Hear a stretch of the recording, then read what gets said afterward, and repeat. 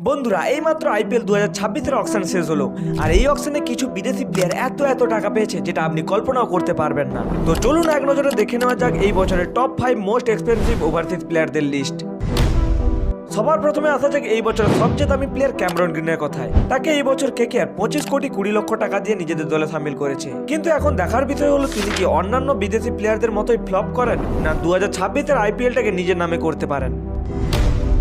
Sri Lankan fast bowler মথিতা পাতিরানার ভাগ্য এই অকশনে যেন আরো ভালোভাবেই খুলে গেল। যেখানে তাকে গত বছর সিএসকে 13 কোটি টাকায় কিনেছিল, সেই কিনা এই বছর 18 কোটি টাকায় বিক্রি হয়েছে আর তাকে কিনে নিয়েছে কিং খানের টিম কেকেআর।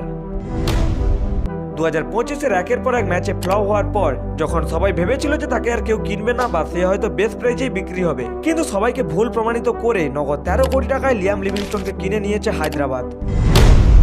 বাংলাদেশের তারকা পেসার মুস্তাফিজুর রহমান রীতিমতো এই অকশনে সব টিমের নজর কেড়েছে আর অনেক লড়াই করার পর নগদ 9 কোটি 20 লক্ষ টাকা দিয়ে তাকে 2026-এর আইপিএলের জন্য কিনে নিয়েছে কেকেআর।